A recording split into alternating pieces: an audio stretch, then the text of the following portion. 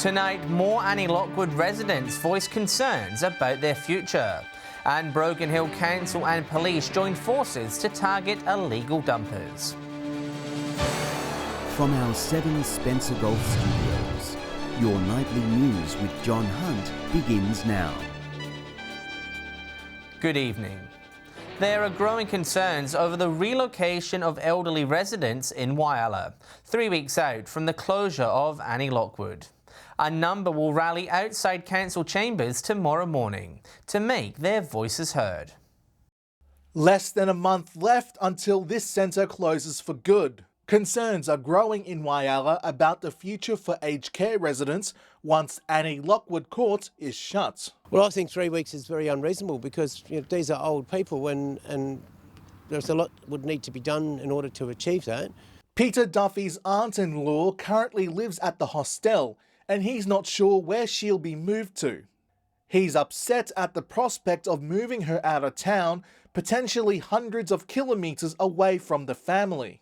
Well, she's got dementia, so she's confused about things, but she's finding it difficult. Mr Duffy is calling on the community to show their support and take part in a rally at Jessup White Park tomorrow morning.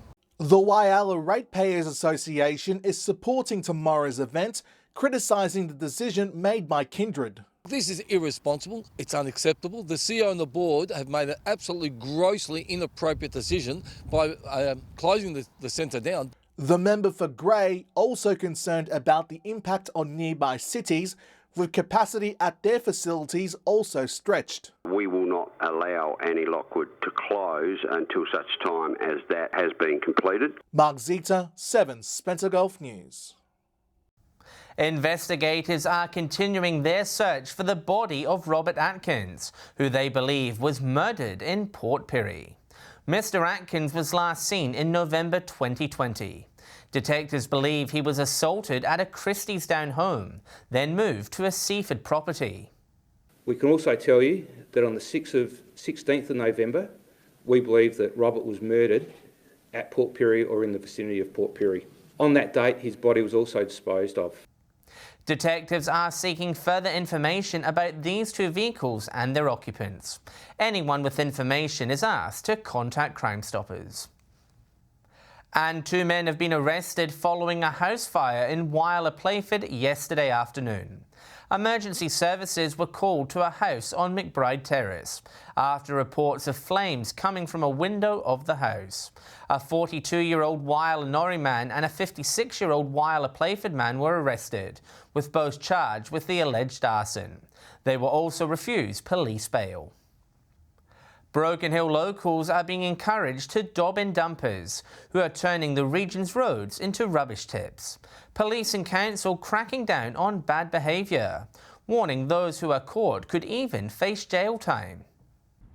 Our pristine outback tarnished by selfish dumpers, chairs, tyres and roadside rubbish infuriating the community. It's absolutely appalling behaviour and there's really no excuse for it at all. These pictures posted to a local Facebook group show the scale of the problem. The Tibooburra Road and 9 Mile Road, the latest dumping hotspots. People look at large landholders, there's plenty of space there, but to any other person, it'd be the equivalent of waking up tomorrow morning and finding a box trailer worth of rubbish dumped on your front lawn. And it's not just unsightly but illegal. Broken Hill City Council, local police and the EPA working together, urging the community to report dumping through RID Online. Which will record the GPS location of where you are, so the location of the rubbish is reported accurately, and also allows you to make an anonymous report of anyone that you saw doing any of the dumping. If caught by police, dumpers face $4,000 fines, while repeat offenders could spend 2 years behind bars. Free vouchers allow ratepayers to take 5 tonnes of rubbish to the tip each year. Fees beyond that start from just $5. The cost of tip fees compared to the cost of if you get caught just don't add up. Lachlan Itter, 7 Spencer Golf News. A Broken Hill venue has been slapped with fines totalling $10,000 for allegedly breaching public health orders. Police say checks of the licensed premises last Saturday revealed multiple breaches around mask wearing and social distancing. 3 patrons at the venue also issued $500 fines, accused of not wearing a mask indoors. Investigations are continuing. The Royal Flying Doctor Service has launched a new COVID-19 vaccination program for outback South Australia. The program offering remote locations the same level of protection as their city counterparts. Edward McCarroll has more. Specialists from the Royal Flying Doctor Service are currently tasked with providing Pfizer vaccines to some of the state's most isolated residents. The Flying Doctor team from Port Augusta base will visit 14 different remote locations. Specialist portable freezers will be used to transport the Pfizer doses safely in their aircrafts. Anywhere from Commonwealth Hill and places like Kingunya, and we've been providing our own service and vaccinating our outback communities, Marla, Murray, so it's a really busy time. To be eligible for a vaccine in these clinics, patients must be aged 16 years and over, be an existing client of the Royal Flying Doctor Service or a permanent resident of their location. Had quite good uptake. Obviously there's a degree of concern around COVID getting into our remote communities. People are certainly very confident to use our service, so I think that helps. And with Otago now supporting vaccinations for 12 to 15-year-olds, remote children will soon be eligible for the service. So we'll be looking to see how we can also include children in our vaccine program and whether in fact we do a dedicated program for them as well. They say the program gives outback South Australians a chance to get protected against a deadly illness, urging remote communities to roll up their sleeves. Still to come tonight, a Broken Hill pub turning to food to encourage locals to get the COVID vaccine, and vital cancer screenings take place in Port Lincoln.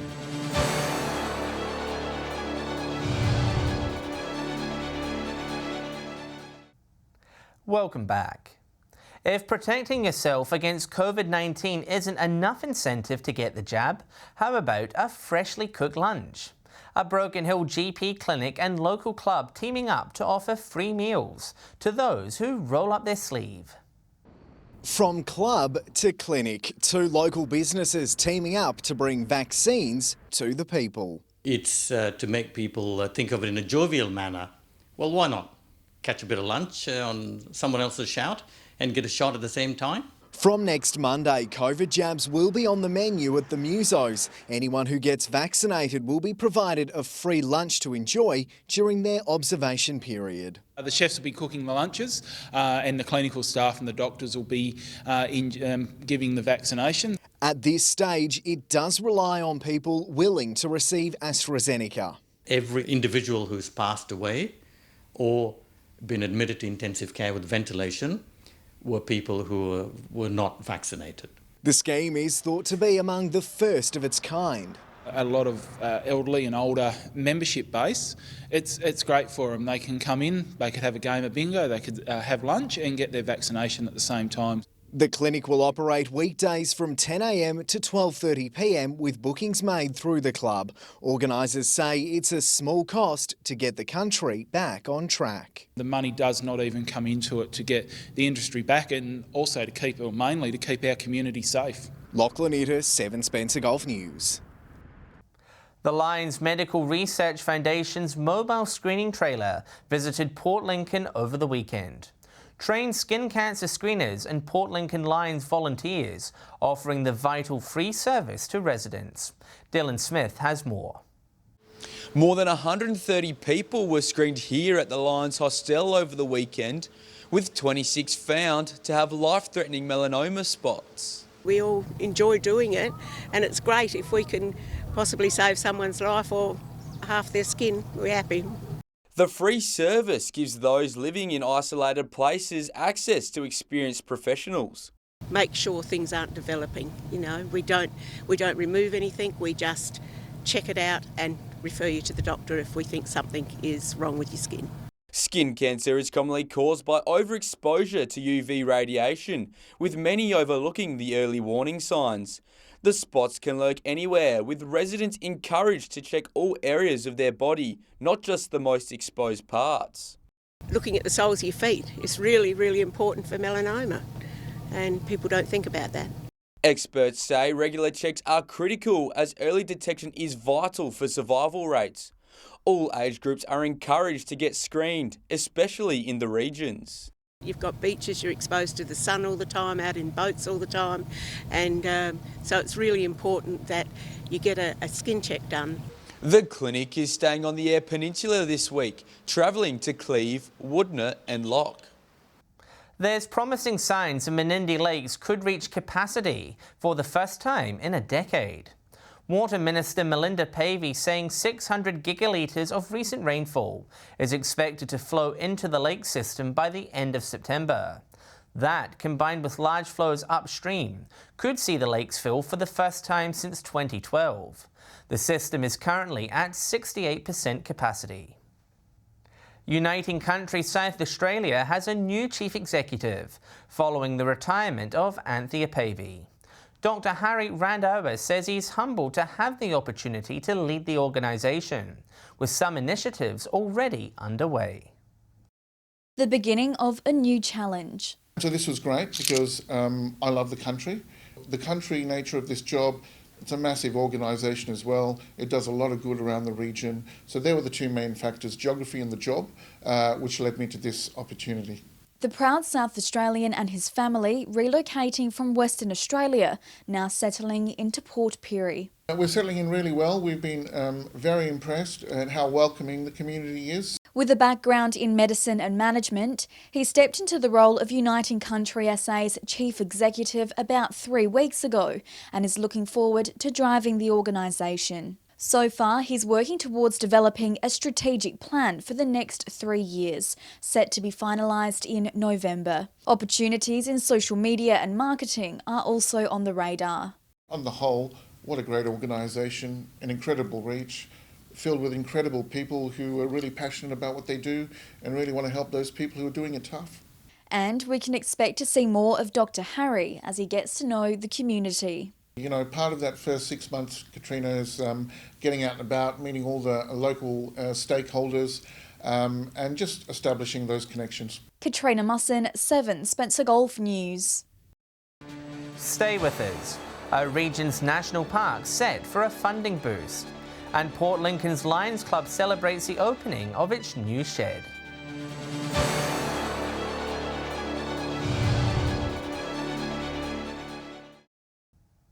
A man will face court after being detected drink driving on the Augusta highway.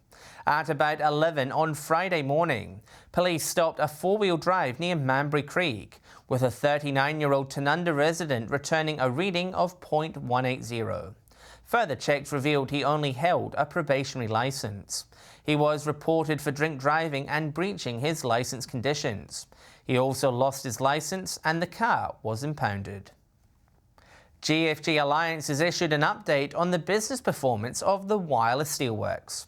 In a statement, the company says 85 initiatives have brought about a positive effect on performance through increased efficiency. The company also confirming restructuring negotiations are continuing with Credit Suisse, following the collapse of Greensill Capital earlier this year. Spencer Gulf's national parks will receive more than $750,000 as part of a state government initiative. The projects will be done by the Friends of the Parks, focusing on maintenance and restoring local habitats. Giving our national parks and reserves a spruce up. The state government awarding $750,000 to the Friends of Parks SA. Oh, it's enormous. Our past grants would have been $60,000 and last year they were increased to $90,000. Going to $750,000 is just out of this world. The funding will be used for conservation works. Hundreds of groups across South Australia will share the funding, including 11 here in the Spencer Gulf. Volunteers will undertake projects like pest, plant and animal control, habitat restoration and wildlife monitoring. We do a lot of work in maintenance, helping national parks and the maintenance of tracks and heritage buildings and things like this. In a statement, the Environment and Water Minister says the COVID-19 pandemic has highlighted the importance the parks play in recreation and mental health. Board Chair Duncan McKenzie says Individual groups are able to apply for funds up to $25,000. I just very much appreciate that the government has come forward with this. Partnerships are the keys to success in everything that you do. The full details are on the Friends of Parks SA website.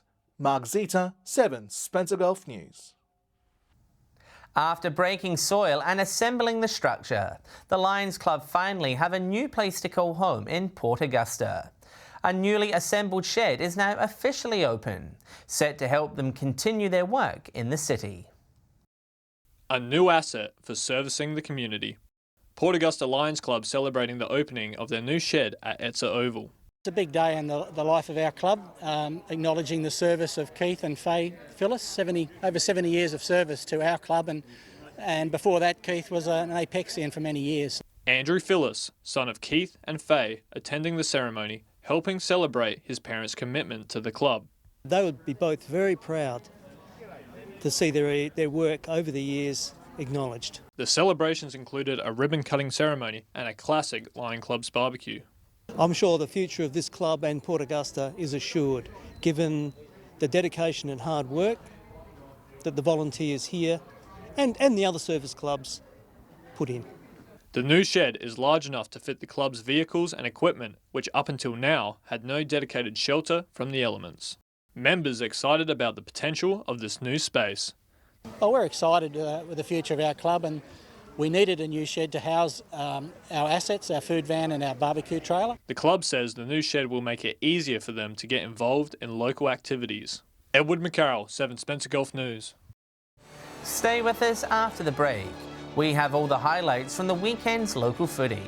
And we'll have the weather details with Alex Sykes.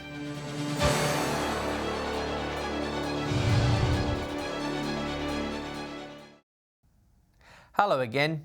South Australia's footy leagues returned from their 2-week COVID-induced break, with some big results recorded. Katrina Musson has this week's footy wrap. Sollies continued their winning ways with a 6-point win over Central here at Memorial Oval. After a tight first quarter, it was the Cats who pulled away in the second and third quarter, leading by 23 points at the final change. Central came home strongly with a 3-goal to none last term, but the home side managed to hold on. Solomon Town defeating Central Augusta, the final score 66-60. In the other match, the Lions showed their class with a 96-point thumping of Port. After an even first half, the Lions roared in the third quarter, booting 7 goals, while holding an inexperienced Port side scoreless. The Lions completing the demolition job with a 9-goal last quarter in an impressive performance. The final score 159-63. And in Port Augusta, South and West went head-to-head. It was a close match early on, but South held strong, winning by 43 points. South is sitting third place, just ahead of West. Turning to other leagues now, and in Whyalla, round 13 saw a Friday night clash between West and North. West defeating the Magpies by 37 points. On Saturday, 2 big wins were had by Central and Waroona Bay. South were no match for the Roosters, who recorded a 115-point victory, while Waroona Bay were too strong, defeating Rupina by a massive 205 points. In Port Lincoln, Marble Range secured a win over determined Wayback, who pushed hard all day. Marble Range getting up in a close one by 11 points. In the other matches, Tasman defeated Mallee Park by 21 points, and Lincoln South had a comfortable win over Boston, victorious by 8 goals. And finally, to Broken Hill, South and West played out a thriller, West just missing out on a win, South edging them by 15 points. While in the other game, North ran over the top of Central, defeating their rivals by 23 points. And that's all for footy. We'll be back tomorrow night with a wrap-up of the region's other sports. Time now to take a look at what's happening in the weather across our region for the rest of the working week. With all the details, here's Alex Sykes. Thanks, John, and good evening, everyone. From 3 p.m. today, Port Lincoln was mostly sunny and 20. Broken Hill was sunny and 17, and Coffin Bay 18 degrees. Cooper Pedy reached a high of 22. Woodner and Whyalla topped 21. Port Pirie and Port Augusta both were sunny and 20. Cooper Pedy 22. Clare sunny and 15. Cleve and Kadina were mostly sunny and 19. Adelaide, also mostly sunny, reached 18. Taking a look at the satellite image now, high-level cloud brushing the southwest of South Australia ahead of a trough is not generating any rain. Skies are otherwise clear with a broad high and dry northerly winds being drawn over state. Moving on to tomorrow's weather outlook now, and we'll start with the Gulf waters. Northeasterly winds 10 to 15 knots, seas 1 to 1.5 metres, and south to southwesterly swell around 1 metre. Port Lincoln a shower or 2. 21 degrees, Cleve wind easing 22, and Woodner partly cloudy set to reach a high of 24. Whyalla and Port Augusta both to reach 25, and Kadina partly cloudy and 20 degrees. Port Pirie partly cloudy 23, Clare 19, and Broken Hill set to reach 21 degrees.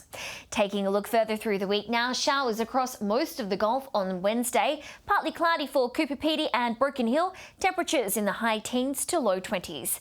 Conditions clearing on Thursday, sunny for Cooper Pedy and Broken Hill, partly cloudy for Port Augusta, Port Pirie, Woodner, Whyalla, Port Lincoln and Kadina, showers for Adelaide. Similar conditions forecast for Friday, sunny for Cooper Pedy and Broken Hill, rain for Adelaide and Port Lincoln, showers across the rest of the region, temperatures in the mid-teens to low 20s. So John, not a bad week of weather on the way, which is good news because staying indoors doesn't sound as appealing now that the Olympics is over. And that's all the weather from me for tonight. See you with an update. Back to you. Thanks for that, Alex. And that's the local news this Monday evening. Thanks for your company. I'll have updates later, and we will be back tomorrow at 7 p.m. Until then, enjoy your evening. Good night.